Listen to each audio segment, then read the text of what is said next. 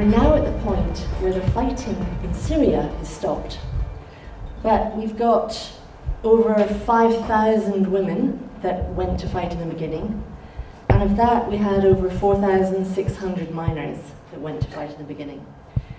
Today we've had stories of 65,000 people sitting in a camp on the borders of Syria. Now, we've had the debate about citizenship stripping. We've had the debate about what to do with the fighters, what to do with the women, what to do with the children. The time for debate is over, and tonight we're very lucky to bring together some people who are actually part of this story. I'm Valerie Pied, and I'm the director of the International Observatory of Human Rights. And as an NGO, I'm very lucky to be joined by another NGO tonight from Belgium. I've got Christine here from Child Focus. And what we're trying to do is to reach out and to say to the NGOs around the world, it's time that we came together and it's time that we made something happen. We're very lucky, we're filming this evening, we have the BBC with us, and the BBC have been very gracious and they've already given us coverage on this issue. But this isn't a British issue. This is a European issue and it's a global issue. So tonight I'm very glad to be joined by Fatiha, who's come all the way from Belgium. She is a grandmother. She has 6 children stuck in Syria. I'm also very glad to be joined by Ashfaq and Fatiha, who is a grandfather. His son was sadly killed. His grandson, 3-year-old Salman, is lost in Syria. I've got Usha R Sood, who is one of the top lawmakers and barristers. She's Trent University senior lecturer, but she spent her life rescuing women and children from situations like this. We have Hanif Qadir, himself an ex-Al-Qaeda fighter many years ago, who spent his life helping youngsters be de-radicalized and equipping them on how to face the issues that some of these children will have when they come home.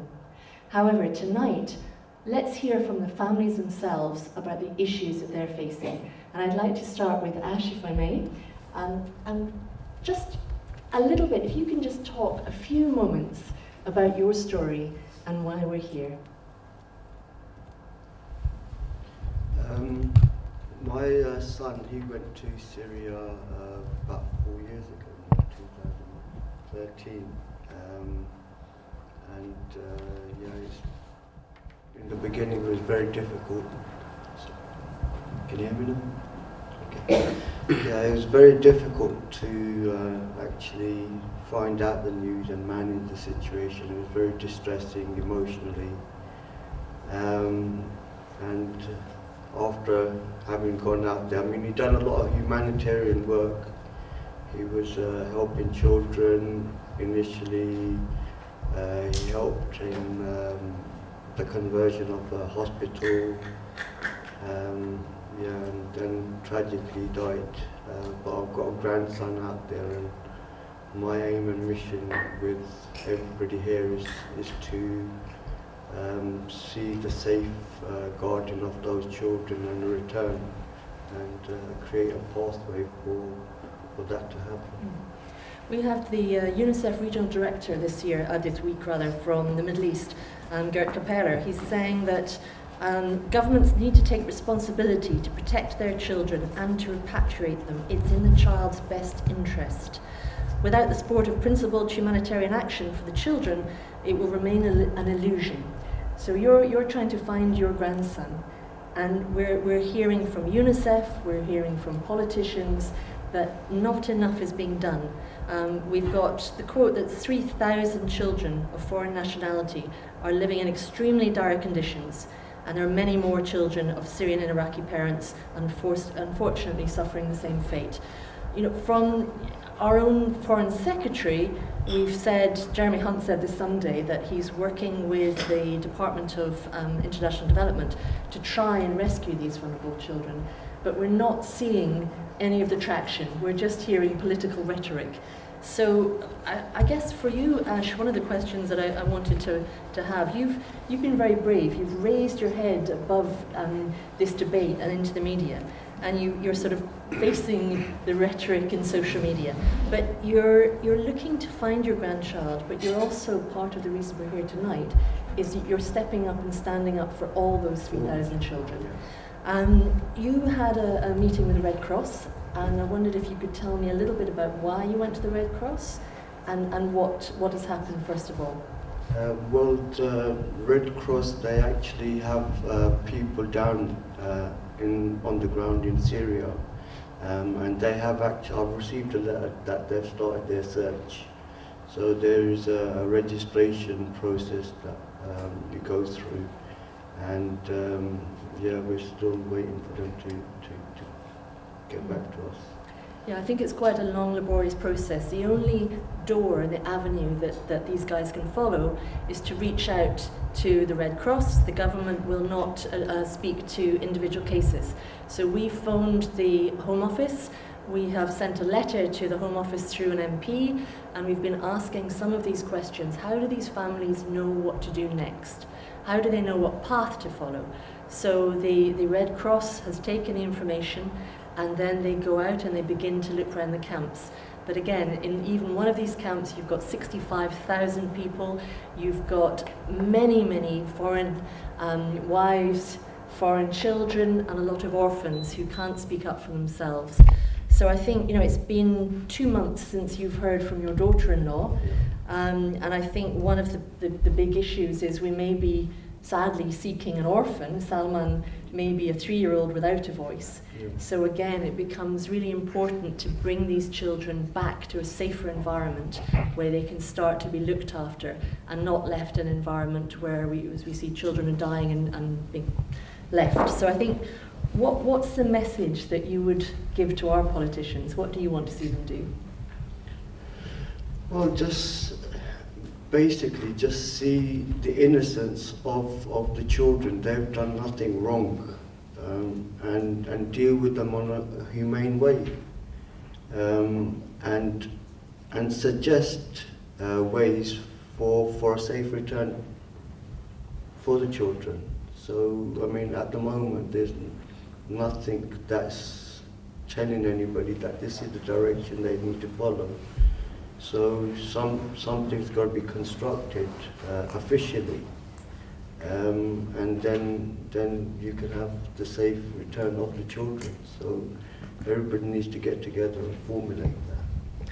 Yeah, I think what we're seeing is a lot of time wasting. There seems to be a lot of discussions going on between different government departments, a lot of discussion between different groups within those departments, and yet still we're not seeing any traction, and that's part of why we're all here tonight. I think from the discussions that you've already had, what's been the response now that you have gone out and made your search public? Have you found your community being supportive for you? Well, I've been recognised for doing this, and to be honest, I have people coming up to me, but because I've been working, I haven't really gone out and spoken to people. So it's just where we are here at the moment. But I mean, it's good that it's had international recognition, and for this system to be coming from Belgium. So the message is getting out there. And hopefully more will come along and join in. It needs to grow. Yeah, no, absolutely. I think that's one of the worries that we have, that every day there are more children, more families are turning up in the camps, and yet our own Foreign Secretary says that it's too dangerous for consular support to go to those camps. This week I met with Anthony Lloyd, who is the Times journalist that found Shamima Begum. And I was asking him how dangerous that journey was to get to the Al Hal camp, and he said it's 3 hours straight up a main road from Erbil, a couple of checkpoints, 2 hours drive, and you're in the camps. And he said now there are hundreds and hundreds of journalists there, there are hundreds of people seeking stories, and yet European groups are being told that it's not safe to go, we couldn't possibly have a mercy mission, whereas the US is actually funding the SDF who are looking after that region. So I find it very odd that we're not able to have our own government at least giving safe passage to children to bring them back to, I guess Erbil would be the first consular point. However, Ash, I'm going to steal that from you for a moment, and I would like to turn to Fatiha to be able to tell your story. So, first of all, could I ask, I'm going to give this to Christine because Christine's doing translation for us today, but could you tell me a little bit about your story and what's brought you here today? Dus kunt u een beetje van uw verhaal vertellen en waarom dat je hier vandaag bent? Ja, mijn naam is Fatiha. Ik heb ook een zoon verloren in Syrië en ook mijn schoonzoon. Ik heb ook zes kleinkinderen die ook in de kamp vastzitten en natuurlijk elke deur nu dat voor mij opstaat wil ik gebruiken om te zien welke oplossing dat ik kan vinden voor het terugkeer. So her name is Fatiha. She lost a son and her son-in-law in Syria. She still has her daughter and daughter-in-law there with 6 children, grandchildren, and she's trying to use every open door that is available for her. Yes, that's basically. So you've got 6 grandchildren, and they're ranging in age from 10 months to 7 years. Do you know exactly where they are now?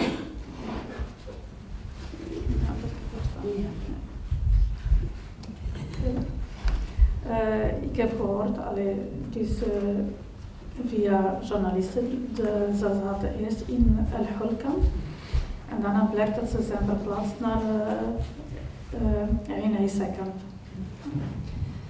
So yes, she knows where they are through journalists. She heard first that they were in the Al-Hol camp, and now they are replaced to the Al-Nisa camp. And how often do you get to speak to them? Hoe vaak kun je hen praten? Rechtstreeks praten met hen, dat gaat niet. Dus dat is altijd via organisaties of via Rode Kruis. Ik kan altijd een brief schrijven en dat geraakt daar. Dus Rode Kruis neemt die brief naar in, dan kunnen jullie ook een brief schrijven naar mij. Maar ook soms via journalisten. So there is no direct contact between Fatiha and her children and grandchildren, but there is the news that she can get through by journalists or organizations, and especially the Red Cross. They have this letter system, and yes, she did that. So I think this is why it's fantastic that Fatiha was able to join us tonight, because she knows where her grandchildren are, she knows which camp they're in, and all she's trying to do is to bring them out. So I think, you know, you're trying to be legal guardian for these grandchildren and bring them home. They're born in Belgium. They're 100% Belgian citizens. What has the government told you so far? Ja, ik heb 4 van mijn kleinkinderen zijn in België geboren. Ja. Dus ik ben ook in België geboren, mijn dochter en mijn schoonmoeder zijn ook in België geboren. Wij zijn daar dus van 5 generaties. Yeah, and so it's the first part. She explains that she's born in Belgium. She's part of a 5-generation family of Moroccans in Belgium. Her children are Belgians. 4 of her grandchildren are born in Belgium. Yes. Ja, in 2017 was er toen beslist om kinderen, dus onder de 10 jaar, dat ze mogen terugkeren. En na een jaar zagen wij totaal geen verdere stappen. Het is gezegd, maar het is niet gedaan. Okay. So in 2017, she heard that for Belgium, the government decided that children under the age of 10 could return to Belgium. But she says, I've been waiting since, so we see no movement in that. So it's a statement, but that's it. And what impact has the recent appeal that the Belgian government has done? So basically the Belgian government has been appealing against a judge which said that wives could also come back. What do you think of that verdict, or that's been overturned? Wat vind je van de laatste, dus het feit dat de rechtbank de tweede rechter heeft tegengesproken en heeft gezegd van geen kinderen, geen moeders? Ja, ik was echt gechoqueerd. Dus ik had nooit gedacht dat een andere rechter, dus heel anders dan de vorige rechter, dus van zijn uitspraken. Dus geen moeders, geen kinderen. Natuurlijk, ik was gechoqueerd. Well, obviously she was in shock. There was a lot of hope after the second judge said, okay, the children and by that the mothers as well. So she couldn't believe that the judge would, the third judge would say, okay, no mothers and also no children. So it was a shock to her. She didn't expect it. And you know that breaks all of the UN conventions on the rights of the child. And you know, from a government's perspective, I'm sure they're going to have another challenge to that. But from a public opinion, what's the public been like in Belgium? Because here it's been very mixed discussion. Ja, publieke opinie, Fatiha. Wat ik heb beseft door deze strijd, dat ik nu al 2 jaar aan het doen ben, is dat publieke opinie meer is dan de wet. Dat heb ik wel gemerkt. Well, she experienced through this process, she has a feeling that public opinion is more than the law, that it matters more than the law. And what would you ask of the Belgian government other than to step up and bring your grandchildren home? Wat vraagt je eigenlijk nu nog meer van de Belgische overheid dan uw kinderen uw kleinkinderen terug te brengen? Ja, ik ben hier vandaag gekomen natuurlijk niet alleen maar over mijn kleinkinderen, natuurlijk over alle kinderen, Europese landen of geen Europese landen, want de manier waarop ze natuurlijk nu zo bezig zijn, dit is niet meer menselijk, alleen onmenselijk. En ik vraag nu gewoon dit zijn Belgische kinderen. Het zijn Belgische kinderen. Of dat de kinderen zijn of dat de moeders zijn, het zijn Belgische kinderen. Well, so first of all, she wants to stress that it's not only for her children, it's also the other grandchildren in Belgium, the children in the UK, the grandchild of Mr. there. So for her that's very important to emphasize that. So she wants to really address the government to take into consideration or to accept that these are Belgian children and to take care of them. Belgische kindjes en andere kindjes ook. Ja. Ook over So yes, and it's very important to consider them as Belgian citizens and to treat them as such, and to have a human response to what is happening now. And do you feel finally that there has been any help from the government in terms of what you do next, or do they just expect you to go away and stay quiet? Heb je het gevoel dat, ik weet heel hard van denk ik, heb je het gevoel dat de Belgische overheid je nu helpt om te zien welke volgende stappen dat je moet nemen? Of heb je eerder iets van, ja, de Belgische overheid heeft dat nu gezegd en hebben zoiets van, ja, trek het dan maar.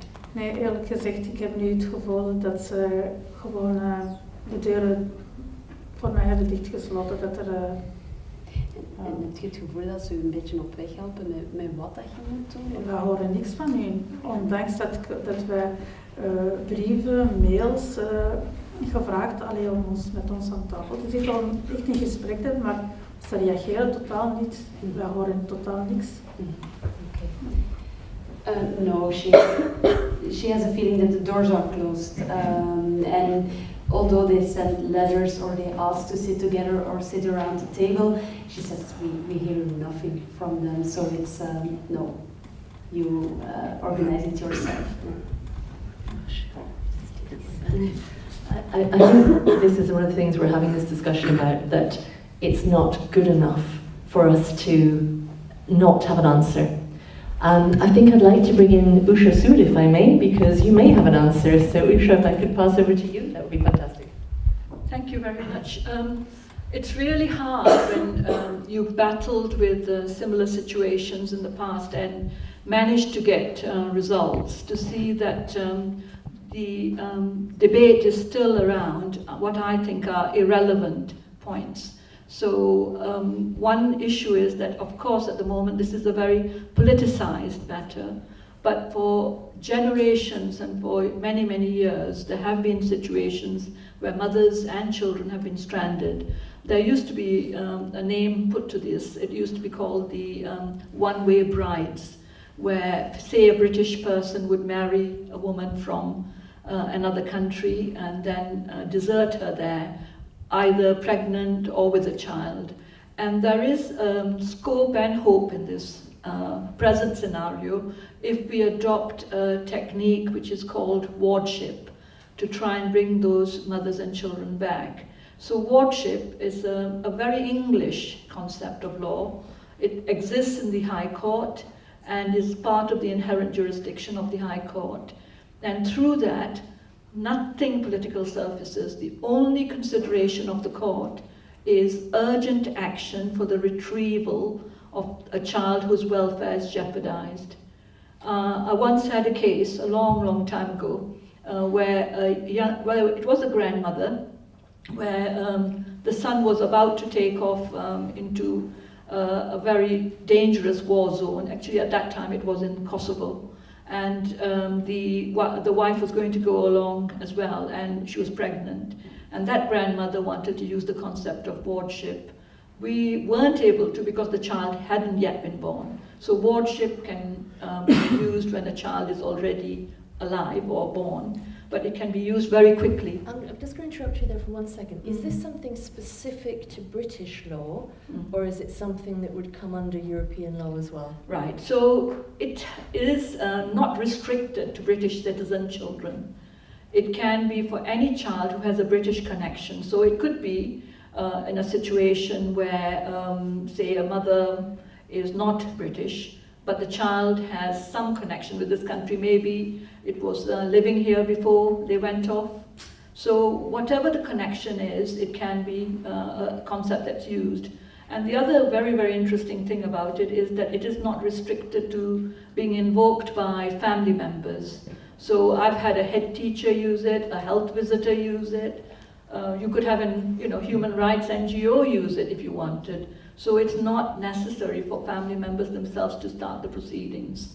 And it's a very, very useful mechanism. And just to answer the specific question, let's say somebody from a European country was actually temporarily in this jurisdiction, even they could use it. So you're saying that today, if you wish to, would be able to use British law, even though her grandchildren have no connection to the UK. Indeed. To raise that through a Yes. British court. So, for example, if Fatiha was in this country, as she is entitled to as a EEA citizen, she was just here, for a short time, she could implore the High Court here to rescue the grandchildren. But certainly you could. So I'm amazed that nobody's raised this in this forum before. And certainly one of the things that's very sad about the recent debate is to see a child like Shamina Begum's die unnecessarily.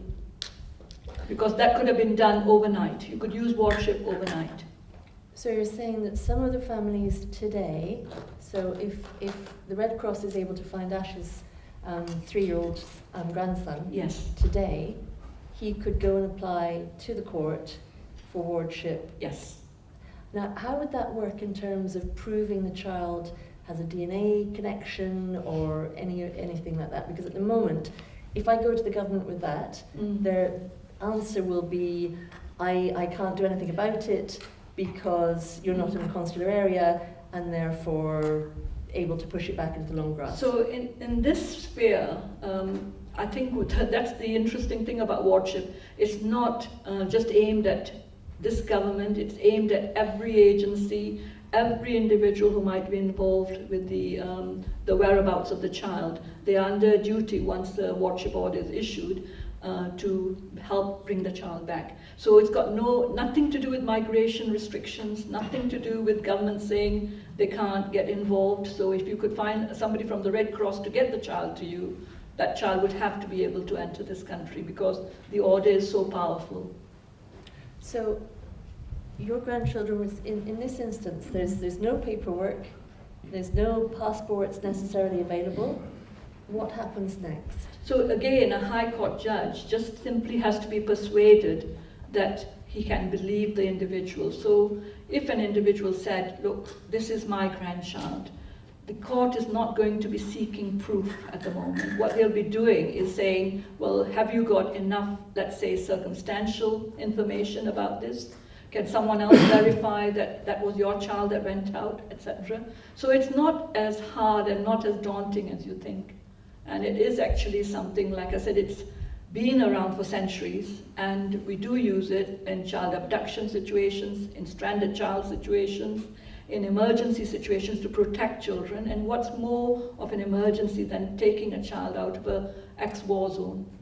And from your perspective, going just briefly back to the UN rights of a child, why are we seeing government after government turning their collective backs on a convention that they've already signed up to, where the right of the child comes beyond anything else?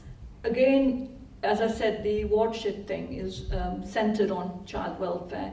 Every international convention on children is centered on, whether it's the UN one or any other, they all center on child welfare.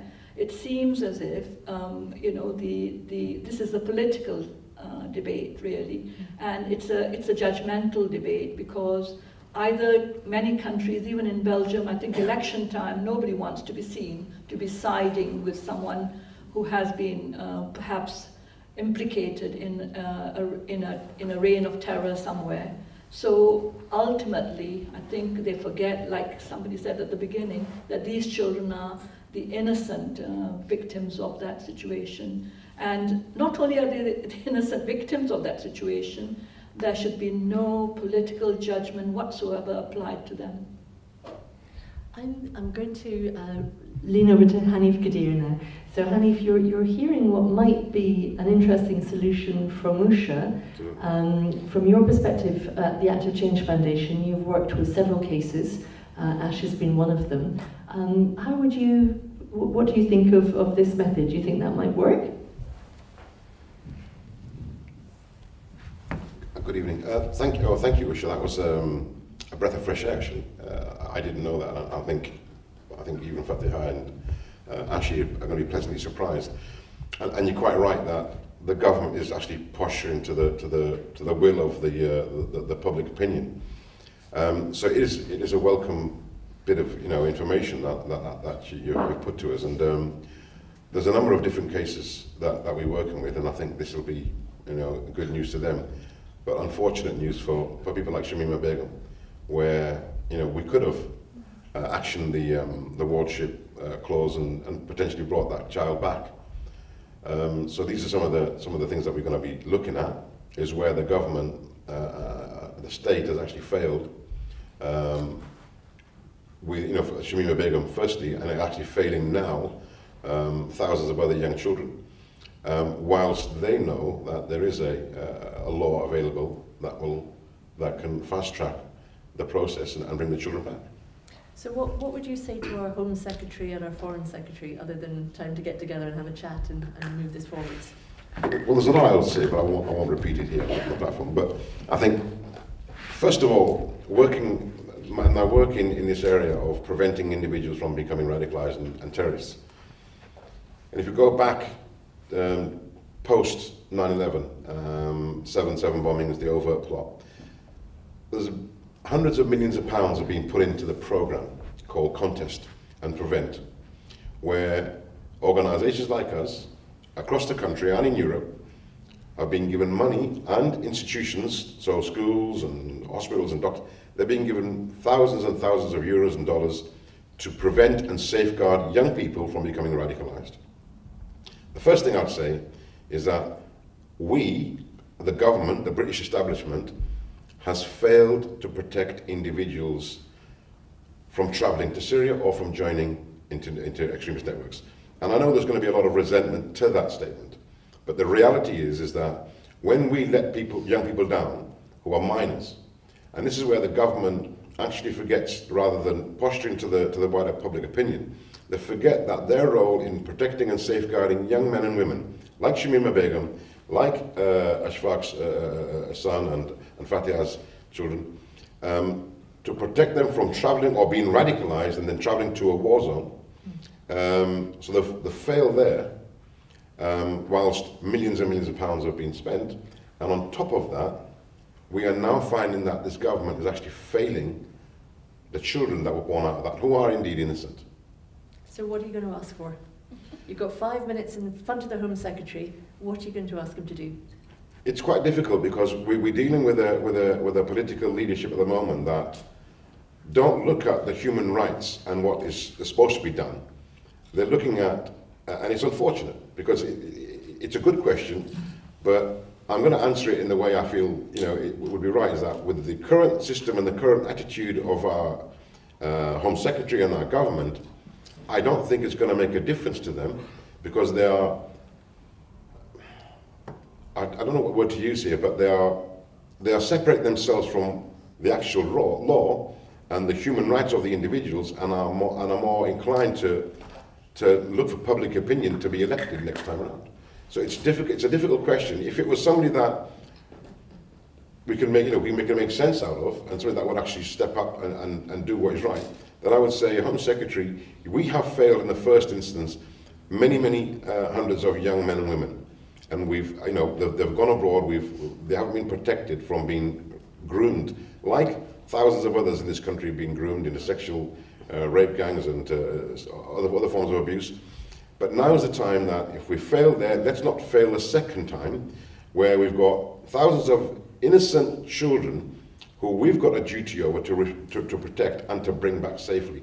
And in fact, knowing now that there's a law that exists where people, doesn't have to be family members, it can be anybody else that can apply for wardship and bring them back. So please, let's not fail these young children, because if we do, we're looking at a bigger problem coming downriver.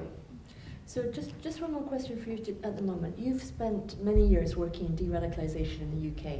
So assume that the British government has an epiphany and the Belgian government has an epiphany, and we get planes like the Russians have sent to pick up all the kids and the mothers and they bring them back. What sort of issues do you think those families and those children will have? Because they've been living in a war zone, they've been under huge stress. What happens next? You've seen the impact of not looking after these kids properly. So we know that, we're talking about children and teenagers at the moment. If we look at Shamima Begum, she's still a teenager essentially, and she's been exposed to, and I'm not saying that, let's be sympathetic towards her for joining ISIS. I'm saying let's be sympathetic towards her because she was only a minor when she was radicalized and groomed. And nobody seems to get that point. So what I'd say is that a lot of the individuals that are out there now obviously have been traumatized, they've been exposed to a narrative that maybe they agreed or didn't agree, but when they come back, they are going to need support. We've got soldiers coming back from war zones here in the UK and around the world, in the Western world, who are going through post-traumatic stress syndrome. We've got other individuals that have got all the support over there in war zones and when they get back, and are still struggling. So it goes without saying that the individuals that are going to be coming back, hopefully, are going to need a huge amount of support. And that's where organizations, NGOs and the government needs to really step up. But there's another thing, is that the public opinion is swaying way against. Hanif, I'm going to hold you on that one for 1 second, because if I can, I'd like to bring in Kirsty, because you've been working with Child Focus, and you've been working supporting families, but also the psychological issues that have been impacting children. So I just want to pick up on the point that Hanif had, give you that one. And just to tell people a little bit about the Work and Child Focus and what support you're seeing or you would be having to offer in Belgium. Mm-hmm. Yeah, so I think you make a very valid point, and even I would say that the parents, the grandparents who are back home and who are trying to do all the effort to get first to see their children leave and then to get them back could use all the psychological support as well. Yeah. So at Child Focus, we have a policy team, so you met Sophia, she's part of that team. They look at what we can do at the policy level, so that's my colleague. They look at what steps they can take legally and so on. And I'm part of the caseworkers team, and we support the grandparents in their search or trying to get back their children, because it's a heavy toll. So we try to stay in contact very frequently to ask about what steps they are undertaking, how they feel about it, how it impacts them. And we all notice that it's a very heavy toll, because they build up hope when they go to court, because it seems like a valid step, and then they frequently receive very bad news. So they have to keep on searching for this fighting power to get their children and grandchildren back, while at the same time facing a public opinion that is not very easy on them. So yes, it's very difficult, and psychologically I think they can, they deserve a lot of help and a lot of support. And from the work that you've been doing, what would you call for to change across Europe, not just within Belgium? I know you're based in Belgium, but you've been out to Syria, I think? Our CEO has went to Syria.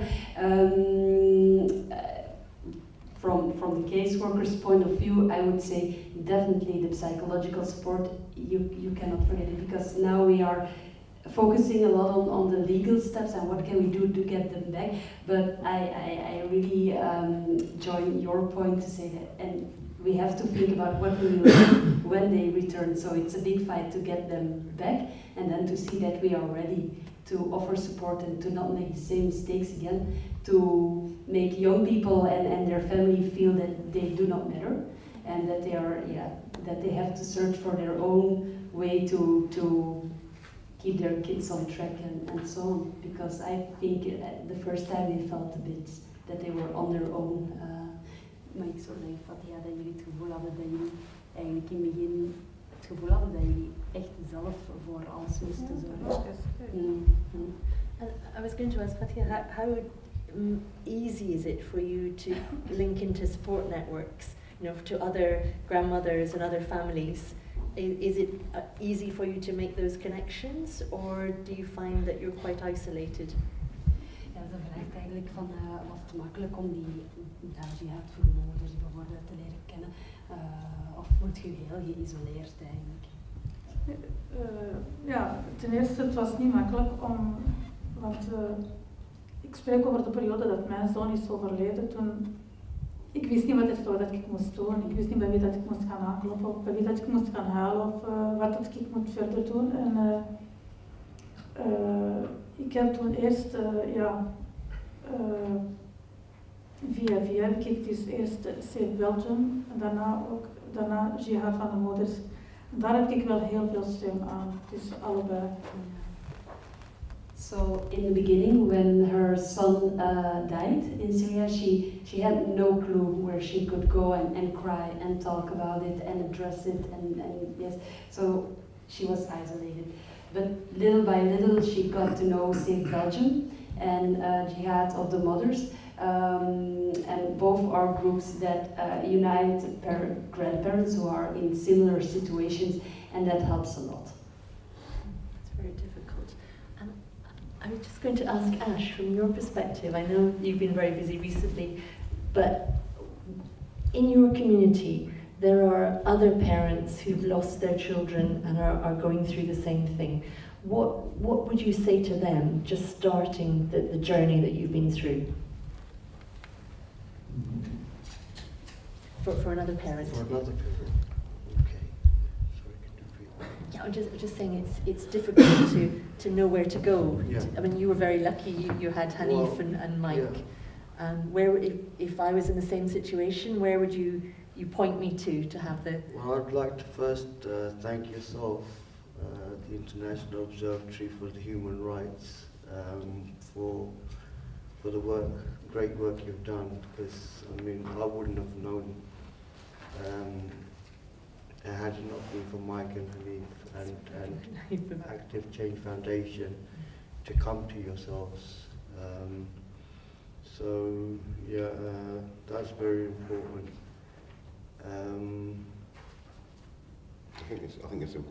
I think with Ash, it was like, you know, there's other families who are afraid. I think there's many of the families that are afraid to step up, and we tried to encourage a couple of people to come to the event today to talk about, you know, their families and their children out there, and some of them are afraid to come and step up because of the public, you know, opinion, and because of the work they do. They don't want to be seen as, you know, parents or grandparents of terrorists. So it's difficult for many of the parents to sort of come out and say, look, you know, we've got a child out there. And that's why, you know, we worked very closely with Ash and his family and a few others, because they've shown the braveness by stepping up and saying, look, you know, I may or may not find my grandchild.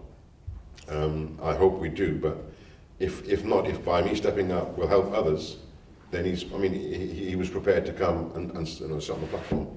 So I think it's difficult for many of the families, but you know, there's a lot of NGOs out there, a lot of organisations, and the problem is, if I may say, is that we've had this Syrian issue go on for many years now, and we've had many years to prepare and plan a program or a model to prevent individuals from going, but we've had plenty of years to plan and put in place a program that when we do have this kind of a situation that we've got now, what do we do next? And I don't think the government has took responsibility for their actions or for the failures that they've done in the past, but they haven't even stepped up to look at what they can do now to be responsible enough to help the grandparents or those innocent children to come back. So I think there's a systematic failure that's happened historically, but there's been a long time for this government to think about what can we do next. And if they haven't thought about this, which is clear they haven't, then I'm afraid we've got some worrying times ahead. But I was going to say you should please step in here, because yes, I wanted to add a couple of points. The first is to say that it might help for potential people who want to use wardship at all to know that first of all you can get legal aid for it, and secondly that all the action, the litigation is anonymized, so no names are ever identified in the orders. So that's help. You know, people don't have to put their head above the parapet. The other thing I wanted to add was the stigma that seems to stick to those that went out to fight and their families. It's being, I think, unnecessarily carried on or continued, because if you look at it, I was saying earlier that an example would be if a British tourist went and sexually abused a child in, I don't know, some other country on a Thai beach or whatever, then they are still allowed back into this country after conviction, after being found to be pedophiles, because we have no choice in the matter but to let them in. They are capable of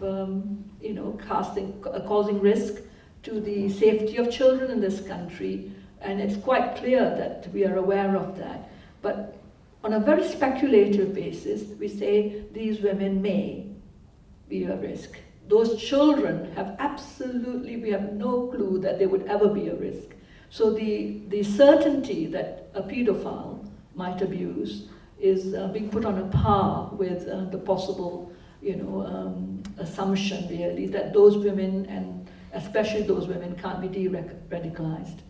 So we're talking about pathways tonight, and we're talking about what to do next. And I think for us, one of the reasons that we reached out to Child Focus and we met with you, it took a long time for us to reach out and to find how to be able to speak to you, but it was important for us. I think this is a global issue.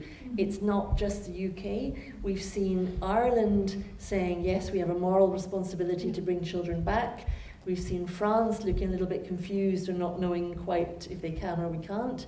We've had Belgium directly going back to a court and driving an appeal. We're seeing Denmark stripping people of citizenship as well. I think it's mirroring some of the images that we're seeing across Europe. So other than wardship in the UK, what do you think the UN or the EU Parliament or other sort of international bodies can be doing to really drive this pathway? I think you've said it really, Valerie, because I think there has to be concerted action throughout international spheres. You could start, for example, by having either a working group or a working party put together a very strong argument to the governments of all the, certainly the European countries for a start, to say that you can't discriminate against the children and women who are out there, and then use examples like the example of pedophiles, where we have no choice but to accept them back on our shores, and say that there is a clear inconsistency and injustice here, because at least we can work quite effectively with those women. And whereas the paedophile who's been convicted abroad, there is no responsibility to carry on any kind of rehab over here. And I think, an open question to everybody, one of the things, if we look at orphans first of all, then they don't have a voice. They're in a camp or several camps. They've been identified as being the offspring of foreign fighters, foreign combatants. So what about those? How do we give a voice to those kids to start being able to bring them home first? Well, they're not foundlings, are they? Because their parents had citizenship of a country. And as I said, if that citizenship is stripped from the parents, it does not affect the inherent citizenship those children have. So do we think we should be reaching out from a government perspective, or reaching out as NGOs and saying, to the Red Cross, for example, the International Red Cross are doing an amazing job on the ground, but do you think that they are the only group that should be there to bring those children to a point where various governments can claim them? I think that's quite right, that really those that are on the ground should collate and collect those children, and then perhaps join forces with other maybe groups of lawyers that can actually implement their return, minus the government's endorsement if need be. Thank you. I think Usha's raised a very valuable point and a potential idea here, that the only way we're going to get governments to respond and to react and to do something and do the right thing is by, and I look, today's discussion, I think, is very, very important, because there's not many like these happening, and it is a pertinent sort of debate at the moment. And I think that the idea of setting up a working group, and whilst we're here, and the International Observatory for Human Rights has brought us all together, I think it might be worth setting up a campaign and a working group to take this task forward. I'm looking at our exactly. chair. Yeah, absolutely. What better idea than to bring in somebody who knows the law, and we can fight for this, so we can bring all the other parents together and grandparents, and to set up a working group to actually put pressure on the government and fight for those innocent children that possibly nobody's going to speak for. Yes. So I think it's a plan going forward. And I was going to just to ask Fatiha, from your perspective, do you think, have you had any support in the Belgian government? Do you think there are members of the Belgian government that would be open to help to drive this into a European space? Or have you found it a completely blank wall?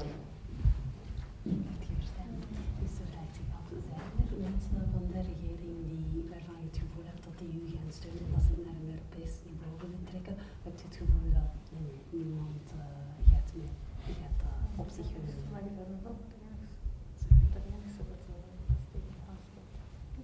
Ja, en van de overheid zal het ook niet zijn. Eerlijk gezegd, via de Belgische staat denk ik niet dat ik er echt op kan rekenen, alleen of dat ze mij hierbij gaan kunnen helpen. De enige die ik tot hiertoe eigenlijk wel correct heb horen spreken en die ook de waarheid zegt en die ook niks van aantrekt van de verkiezingen of van publieke opinie, is als de burgemeester van Vilvoorde, is Hans Pont. Ja, dat is de enige die ik totaal eigenlijk heb horen spreken. So Fatiha told me that she doesn't think that somebody from the Belgian state or government will help or reach out or be brave enough to do it.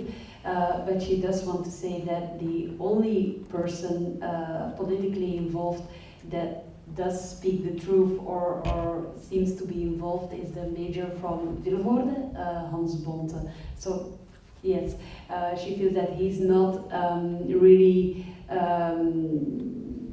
keeping himself, how would I explain? So he speaks the truth even though the elections are inside and it would impact him negatively. Yeah. And from a media perspective, have you had any, the media response that we've had has been very much focused on actually about Shamima Begum, so it's been focused right down on a single girl. But also the bigger discussion is around citizenship stripping. And I think here, part of this is because we've got a political environment where political operators are vying for a new job. But in Belgium, that's not the case. So how has the media been responding to the case? Dus hoe reageert de media op de cases? Je legt uit dat hier eigenlijk de media er eigenlijk op één case, op één persoon heel hard inspeelt. En dat verhaal vooral brengt. Maar hoe heb jij het gevoel dat dat in België is? Over de media, ja natuurlijk. Iedereen probeert zijn eigen verhaal te maken. Natuurlijk ook meer verzinnen. Dingen publiceren die totaal niet zijn. Ja, de enigste media dat ik nu eigenlijk echt vertrouwen in heb is de VRT. Dat is de enigste media die eigenlijk publiceert wat dat er eigenlijk is en onze woorden niet verdraait. So she says media is trying to bring stories and make up facts and make stories more sensationalized. So her trust in media is not that great. But she does trust our public channel VRT. They made a documentary about Fatiha's story and the story of the other grandparents. And she's very comfortable with the way they bring the story. So it's the only media source that she really trusts, but the other ones bring lots of pain as well for her. And do you think if your 6 children or grandchildren are gathered up by a journalist and smuggled across the border, what would happen next? Wel, als er die vraag is, de 6 kindjes of een journalist die 6 kindjes smokkelen over de grens, wat zal er dan gebeuren? Ik zal ze met alle plezier met open armen natuurlijk ontvangen. Is er iemand alleen? Is er eigenlijk een superheld, een superman die dat echt wil doen voor ons? Want dan hopelijk dan alle kinderen, niet alleen die van mij. Well, she asks if there is a superhero that would like to do that, because she would open her arms and be there at the border to, And going back to Usha, because I'm really excited about this wardship concept now, but in terms of some of the other cases that you've handled, looking back at the response that you've had from the government, where would you point to now to drive government motion? We're not seeing any traction in the Home Secretary, but we are seeing a bit of traction out of DFID and out of Jeremy Hunt. You know, if we want to sort of stand up and say Britain could do this first, where would you go to start? I think I would say to you that the start of my legal journey was when I prevented 7 children from being removed from this country on the basis of using wardship, and I had to fight 3 Home Secretaries over many years. And 22 years later, I brought the parents back. So these journeys and these battles have got to be fought, I think, with absolutely no fear of the government or their involvement. One of the nice things about wardship is the government doesn't really get a say.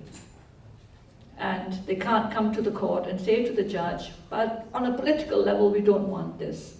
So I think that's one thing, but there are other ways as well, I think, of challenging the government. I think if, for example, some of these children were either to come back in a smuggled form or through the direct use of wardship, then I think that's the time when you actually have to have a face-off with the government and say, well, are you prepared for us to just pick these children up, and bring them regardless, or are you going to do something, on a blanket basis to accept that they can't be kept out of the country? So I'm not suggesting that we were able to do this, but if a bunch of British citizen children turn up in Erbil, where we have our consular service, yes, legally, what happens next? Does the government have to pay to repatriate them?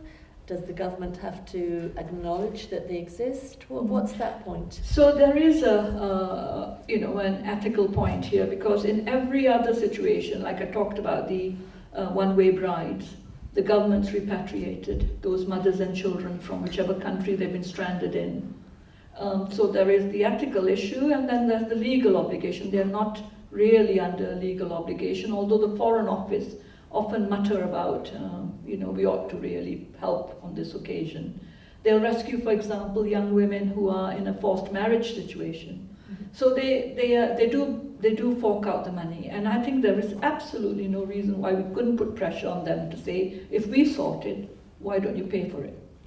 And in terms of the DNA sample, the proof, because otherwise, I've been to the camps in Iraq and I've seen the thousands of poor Syrian children that are in those camps. If I was a mother and I thought there was any chance of getting my family somewhere safer than the camps where we see children dying today, how do you think the government should manage that? So we are sort of talking about 2 streams of children. There are children who were born here for whom the DNA issue isn't relevant, and the ones who are born over there where if the government wanted to be bloody-minded, they could prove that they are. So I think there are some very, very easy to use DNA support systems. And maybe there should be some collaboration with an agency that would allow mobile DNA testing and do it quickly. So I don't think we can get around the hurdle of if the government were to, for example, just deny a child entry on the basis they weren't sure about the child's biological connection. The DNA is a very important route, and you ought to have a supportive agency. And I think I was quite shocked earlier when Sophia, your colleague, was saying that there had been some attempt to take some DNA samples from children on the ground in the camps in Syria, and the Syrian camp leaders wouldn't let that happen. So I think we're seeing a difficult situation on both sides here. But I think for Ash, we were saying if at any point we find Salman in one of the camps, then because Ash's son Haroum is no longer with us, then the legal belief is that a grandparent's DNA is the grandparent's DNA would definitely be enough of a connection. Brilliant. And when you said the court, the government couldn't, that one. When you said the government wouldn't have a say at the court, I mean, we know that they use the national security card all the time to pass legislation and all that. Couldn't they use the national security card to block that? The concept is so well guarded. They would just not let anything interfere with the right to wardship. It's a broad spectrum, and it's never been interfered with for hundreds and hundreds of years. So I don't think there's a chance of them suddenly passing legislation to remove it. And how fast is that process? It's immediate. So if I wanted to get a child a blood transfusion by making them a ward of court tonight, I could. Oh, wow. Sorry, I would like to add, it's the grandparents' DNA or the siblings as well, that would Siblings be as well. valid as Yeah. well, yeah, to be complete. Thank you so much to my amazing panel. Thank you to Kirsten, thank you to Mahita, thank you to Usha, and to Ash, and to Hanif, and thank you to you all for giving up your evening, and I really appreciate it, and I hope we can move forwards and actually get a good outcome from this, so thank you.